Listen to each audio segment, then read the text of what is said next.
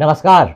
रोज की तरह मैं हाजिर आसनसोल टाइम्स में आपके सामने लेकर आए हैं आसनसोल और आसपास के क्षेत्रों की कुछ महत्वपूर्ण खबरों की तरफ बढ़ेंगे, लेकिन उससे पहले Sameer automobiles authorised Honda two wheeler dealership.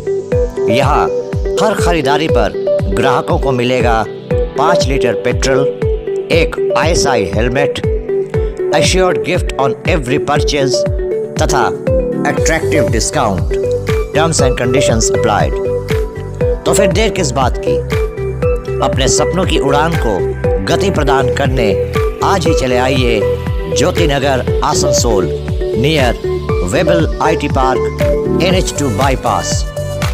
Contact number 731 88 33 013, 861 7327 062, 7001 962 185।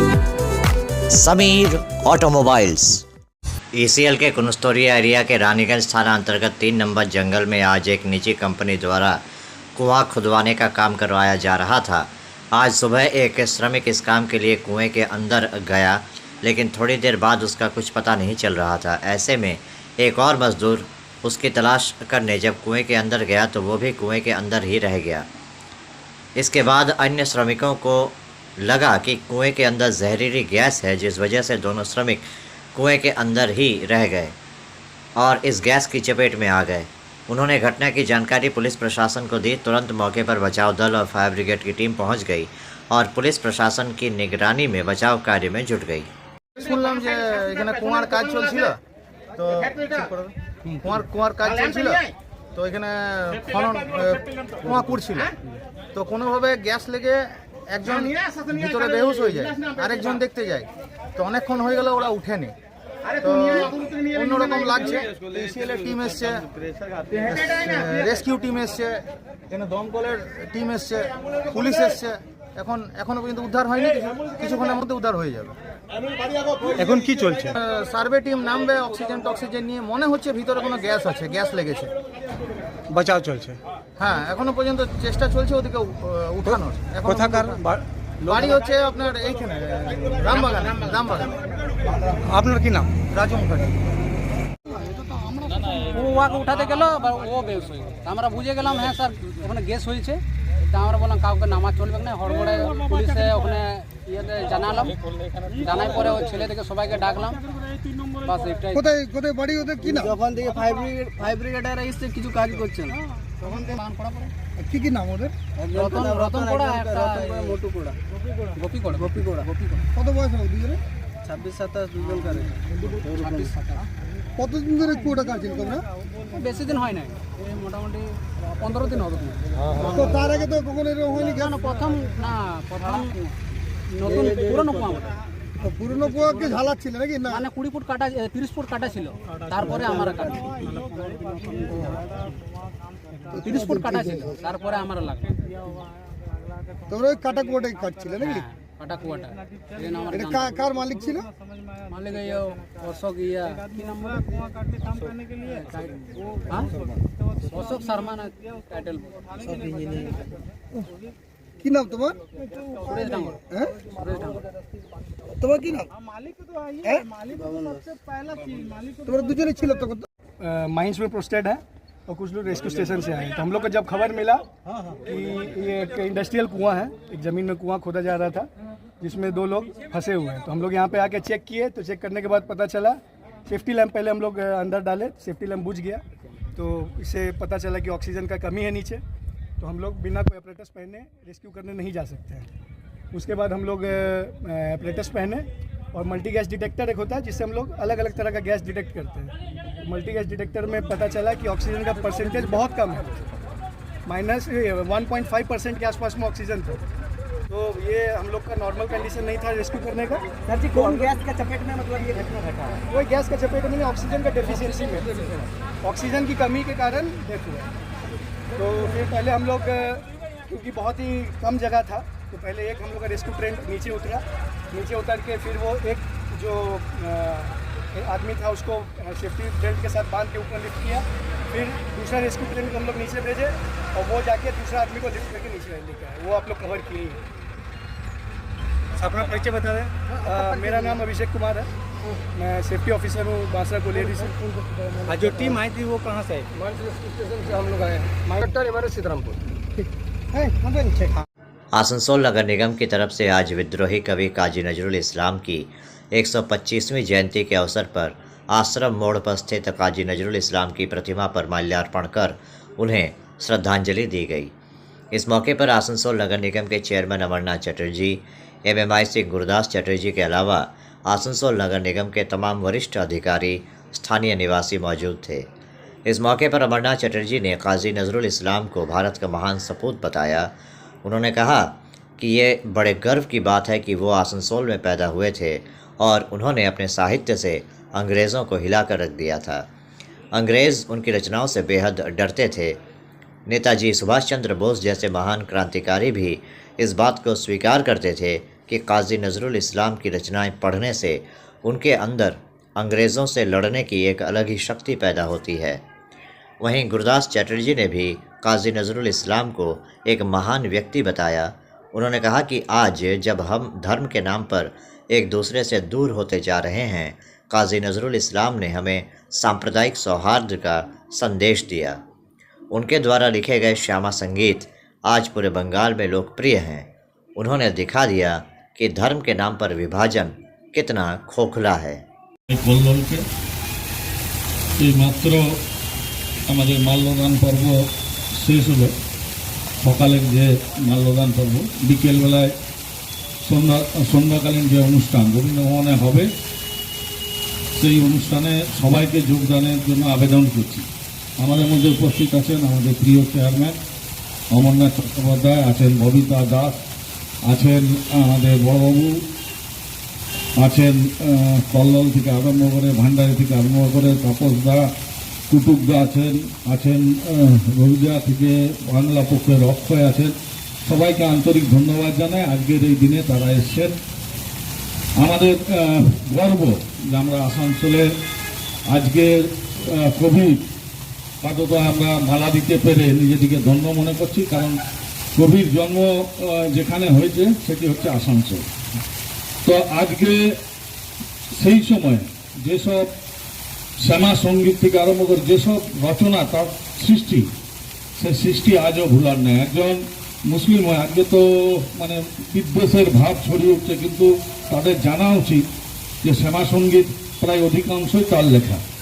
তো আজকের দিনে আমি আরও একবার বার্তা দিতে চাই যে এই শহরের লোককে যে আমরা হিন্দু, মুসলিম, শিখ, ইসাই আমরা সব ভাই ভাই, এই তার পরিকল্পনা ছিল। এবং আগামী দিনে যে আগামী প্রজন্ম তারা যেন এই মন্ত্রেই উদ্বুদ্ধ হয়, এই কামনা করে আমার বক্তব্য শেষ করছি। নমস্কার।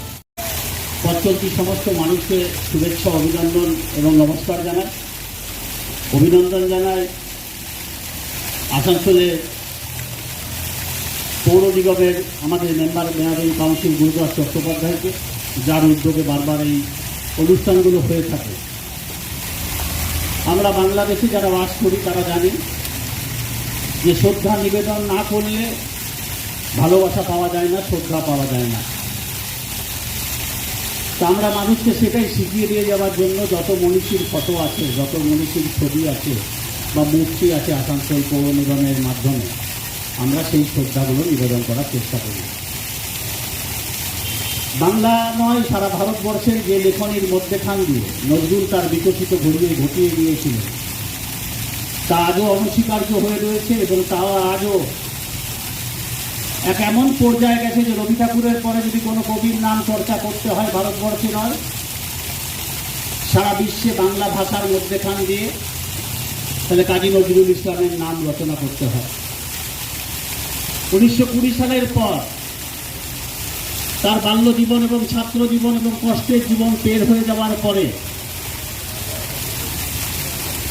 আমরা দেখেছিলাম যে যখন 21 সালে বিদ্রোহী কবিতা লিখলেন, সারা ভারতবর্ষের মধ্যে আলোড়ন তৈরি করে ফেললেন। কবি রবীন্দ্রনাথ ঠাকুর সেই কবিতা পড়ে নজরুলকে স্মরণ করতে বাধ্য হলেন, নজরুলের কথা ভাবতে বাধ্য হলেন।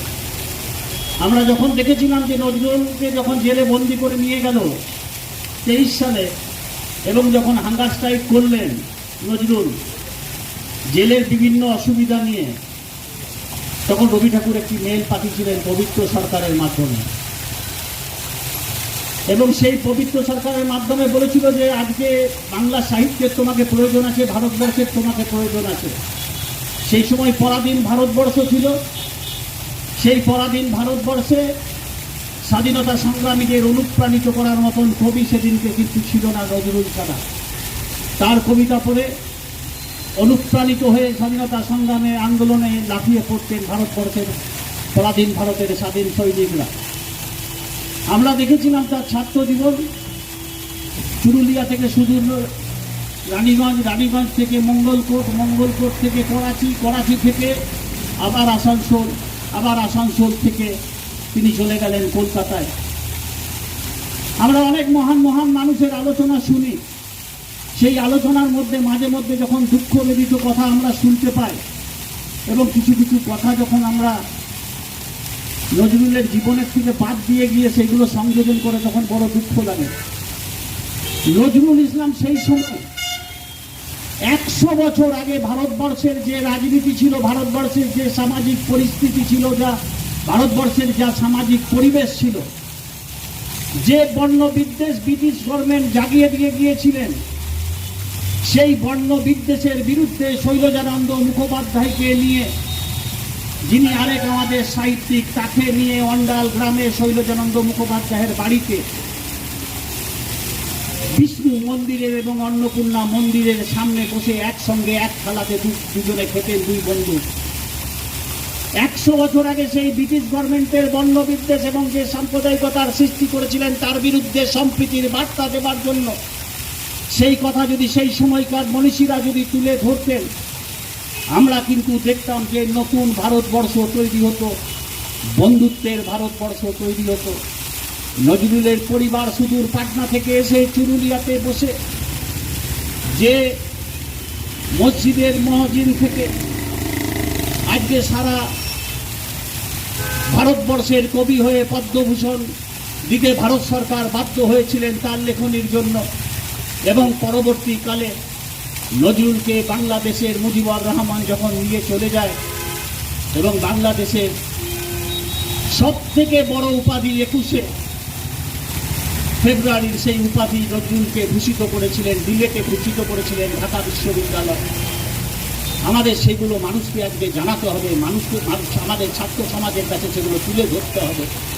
আমরা গৌরবান্বিত করি আমাদের এই চুরুলিয়ায়, আসানসোল শিল্পাঞ্চলের এই অঞ্চলের মানুষ যে যারা এখানে জন্মগ্রহণ করেছে। আমরা একজন বিদ্রোহী কবি, যার প্রেরণায় নেতাজি সুভাষচন্দ্র বলেছিলেন যে নজরুলের কবিতা পড়লে আমি অনুপ্রাণিত হই, আমি এবং ব্রিটিশ সরকারের বিরুদ্ধে আরো বেশি আমি জেদ গ্রহণ করতে পারি।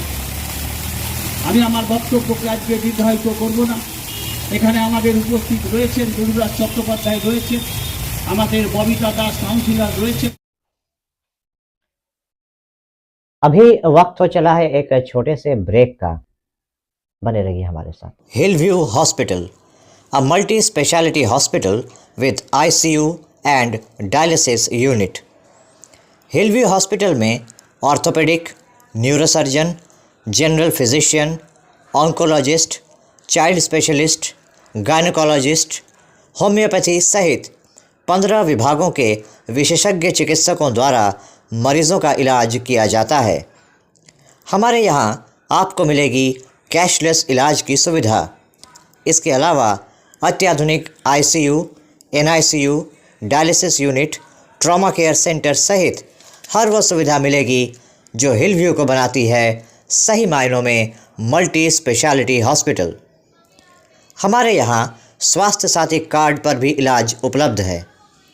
हिलव्यू हॉस्पिटल, हमारा पता SB Gorai road near Asansol court, Shripalli Kalibari, Indian oil petrol pump के विपरीत। Mobile number 9046007833, 9046007833। 7834।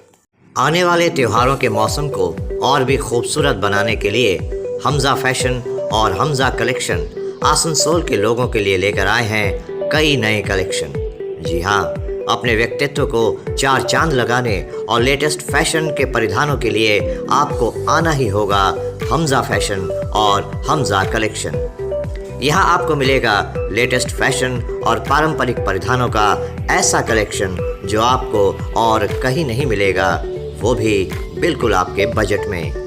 हमजा फैशन और हमजा कलेक्शन में हम लेकर आए हैं lehenga, kurti, sharara, crop top, sari, suit piece तथा नकाब भी। पुरुषों के लिए भी हमजा फैशन और हमजा कलेक्शन में हैं शूटिंग और शर्टिंग के कपड़े। हमजा फैशन और हमजा कलेक्शन में खरीदारी करने पर ग्राहकों को मिलेंगे आकर्षणीय उपहार भी। तो आज ही चले आइए हमजा फैशन और Hamza collection, GT road, opposite Asansol head post office. Contact number 7602284999। Hamza fashion में मेंस कलेक्शन, जहां आपको पुरुषों के परिधानों के लेटेस्ट कलेक्शन की विशाल रेंज मिलेगी। आपके मकान को बनाए आपके सपनों का आशियाना, डेकोर प्रोजेक्ट। दिवंगत पत्रकार हर्षदेव मुखर्जी की याद में आज आसनसोल प्रेस क्लब में एक श्रद्धांजलि सभा का आयोजन किया गया। इस श्रद्धांजलि सभा में इस क्षेत्र के तमाम वरिष्ठ पत्रकार हर्षदेव मुखर्जी की पत्नी और उनकी बेटी उपस्थित हुए। इस मौके पर उनकी बेटी ने बताया कि उनके लिए उनके पिता का जाना एक व्यक्तिगत क्षति है, लेकिन आज एक बेटी के तौर पर उनको ये जानकर बहुत गौरव की अनुभूति हो रही है कि उनके पिता के जाने पर इतने लोगों ने अपना दुख जताया। उनके पिता इतने लोगों के करीब थे और इतने लोगों को उनके पिता के जाने का इतना गहरा दुख है। ये एक संतान के लिए बेहद गौरव की बात होती है कि उनके पिता ने अपने जीवन में अपने कार्यों से वो जगह हासिल की है कि लोग उनके जाने के बाद भी उन्हें याद करते हैं। আজকে ছিল আমাদের প্রয়াত সাংবাদিক কবি প্রবন্ধকার হর্ষদেব মুখোপাধ্যায়ের স্মরণসভা আমাদের আসানসোল প্রেস ক্লাব থেকে আমরা এখানে আয়োজন করেছিলাম। আমাদের মোটামুটি বিভিন্ন শিল্পী, সাহিত্যিক, কণ্ঠশিল্পী, গানের সবাই এখানে উপস্থিত ছিলেন, সবাইকে স্মরণ করেছেন। ওনার পরিবারের লোকজন এসছেন, ওনার স্ত্রী এসছেন, ওনার মেয়ে এসছেন এখানে। মোটামুটি সবাই আমরা হর্ষদাকে আমরা স্মরণ করেছি। আগামী দিনে হর্ষদার যে সমস্ত কর্মকাণ্ড আছে সেগুলো নিয়ে আমরা চেষ্টা করছি কোনো বই টই যদি প্রকাশ করা যায়, ওনার লেখাগুলো যেগুলো বিক্ষিপ্তভাবে বিভিন্ন দিকে ছড়িয়ে ছিটিয়ে আছে সেগুলো নিয়ে যদি একটা বই টই করা যায়, সেই প্রস্তাবটা এখান থেকে উঠে এসেছে। আপনার নাম পরিচয়? আমার নাম গৌর শর্মা, আসানসোল প্রেস ক্লাবের অ্যাসিস্ট্যান্ট সেক্রেটারি। বাবার সম্পর্কে কি বলবেন, কি জানেন? বাবার সম্পর্কে তো সবাই তো কবি, সাংবাদিক, নাট্যকার, প্রবন্ধকার, গল্পকার, এগুলো সবাই জানে। আর বাবা তো যেরকম সবার কাছে, মেয়েদের কাছে বাবা যেরকম হয়, আমার বাবাও আমার কাছে সেরকমই ছিল। তার থেকে মনে হয় আমার নিজের যেন মনে হয় অনেকটা বেশি ছিল, কারণ সবসময় বাবার কাছ থেকে অনেক কিছু পেরেছি। যা জানতে চাইতাম সব বাবাই, সবসময় বাবা আমাকে জানিয়েছে। মানে আমার কাছে বাবা এরকমই, যেমন একটা সেই বই পড়ে মানুষ যেমন বইয়ের পাতা খুলে খুলে যায়, সেরকমভাবে বাবা আমাকে সব কিছু জানাতো। এবং বাবা এত গল্প করতে করতে সব কিছু বলতো, যেটা মানে সবসময় মনের মধ্যে সবসময় সেগুলো থেকে যেত। মানে কোনো সময় কোনো পড়া বুঝতেছি, বাবা বলতো যে কোনো ব্যাপার না, তুই আমার কাছে এবার বই নিয়ে পরীক্ষা হয়তো করি, বাবা সব বুঝিয়ে দিত। আর সব বিষয়ে সবসময় সবার ভালোটা দেখতে বলতো। আমি তো বাবাকে যে হারানোর পর কি লাগছে মনে, সেটা আমি তো বলে বোঝাতে পারবো না। কিন্তু এই আসানসোলের বিভিন্ন জায়গায় বাবা যে আমার মনের কাছে তো বাবা থাকবেই, বাবা যে সবার কাছে যেভাবে আছে, আমি যে প্রত্যেক দিন বিগত কয়েকদিন ধরেই এই সবাই স্মরণ সভা করছে, বাবাকে স্মরণ করছে, তাতে যে সবাই যে বাবাকে এত ভালোবাসে, শ্রদ্ধা করে। আমার কাছে তো আমার বাবা শ্রদ্ধার অনেক প্রিয়, সেটা বলার কিছুই থাকে না। কিন্তু এত মানুষের কাছে যে বাবার ভালোবাসা আছে, সবাই বাবাকে শ্রদ্ধা জানাচ্ছে, এটা যে আমার কাছে অনেক বড় পাওয়া মেয়ে হিসেবে। স্বাগতা ভট্টাচার্য। सिख वेलफेयर सोसाइटी आसनसोल की तरफ से आज कोटमोड़ बंडपुर रोड इलाके में सिख वेलफेयर सोसाइटी के कार्यालय में गुरु अर्जन देव जी की शहीदी दिवस के अवसर पर एक रक्तदान शिविर का आयोजन किया गया। इसके साथ ही इस प्रचंड गर्मी में आने जाने वाले लोगों को चना और पानी भी दिया गया। इस मौके पर यहाँ मंत्री मलय घटक, आसनसोल नगर निगम के चेयरमैन अमरनाथ चटर्जी, MMIC गुरदास चटर्जी सहित तमाम गणमान्य लोग उपस्थित थे। Thank you.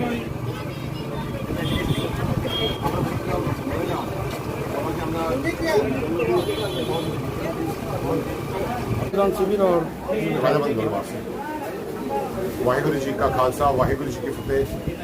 आज कोट रोड, आसनसोल, बरहमपुर, दुर्गंगाल की संगत ने मिलकर सिख वेलफेयर सोसाइटी के ऑफिस में कोट रोड में हर साल की तरह गुरु अर्जन देव जी का शहीदी दिवस मनाया जा रहा है।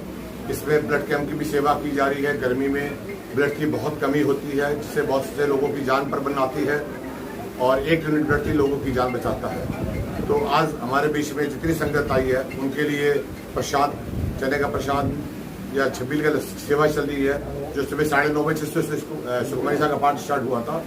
उसके बाद 11 बजे से छबील स्टार्ट होगी, 2 बजे तक चलेगी और ब्लड डोनेशन कैंप भी चलेगा। और जितनी भी संगत आई है हम सबका तहे दिल से धन्यवाद करते हैं। आसनसोल चैम्बर्स ऑफ कॉमर्स के प्रेसिडेंट या हमारे मलय घटक जी आए थे, गुरदास चटर्जी जी, अमरनाथ चटर्जी जी, डॉक्टर हमारे बीच निगाह गुरुद्वारे के करती साहब आए हैं, सुरजीत सिंह जी हमारे बीच में दुर्गाधार का गुरुद्वारे के वाइस प्रेसिडेंट आए हैं, सरदार जी गुरदीप सिंह पुरवा जी, हमारे और भी अंकल जी आए हुए हैं, हैप्पी के पिताजी, सारी टीम का और अपनी जितनी टीम है हमारे रंजीत सिंह दोस्त, सोनू बाबू, ये कोट बोर्ड की जितनी संगत, जसपाल सिंह जी, सोहन सिंह जी, जितनी भी संगत आई है, सारे हम लोग मिलकर ये सेवा हम लोग मिलजुल के कर रहे हैं। हर साल की तरह अकाल पुरख की अरदास करते हैं।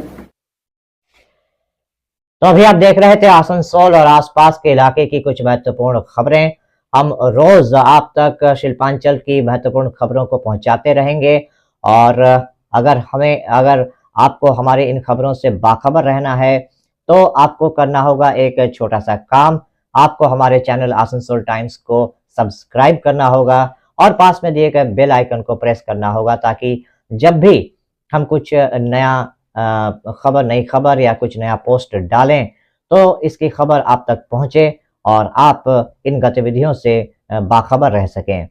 इसके अलावा आप हमारे वेबसाइट www.asansoltimes.co.in पर लॉगिन भी कर सकते हैं और वेबसाइट के जरिए और हमारे पोर्टल के जरिए शिल्पांचल की हर छोटी बड़ी गतिविधियों से बाखबर रह सकते हैं, उनकी जानकारी हासिल कर सकते हैं। आज के इस बुलेटिन में इतना ही।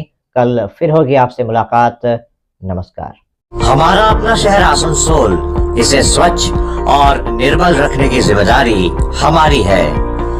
आसनसोल पौरसभा শহরকে সুন্দর এবং নির্মল করতে বদ্ধপরিকর। পৌরসভার এই চেষ্টায় সুনাগরিক হিসেবে আমাদেরও কিছু কর্তব্য আছে।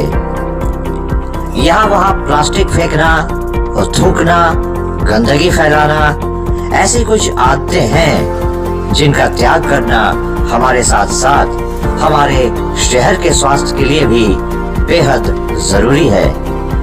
তাই আসুন আমরা প্রতিজ্ঞা নিই, যেখানে সেখানে আবর্জনা ফেলবো না, ধূম্রপান ত্যাগ করব, শহরকে দূষণ মুক্ত করতে গাছ लगाबो और अपने शहर आसनसोल को बनाएंगे स्वच्छ, सुंदर और निर्मल। आसनसोल नगर निगम द्वारा जनहित में जारी।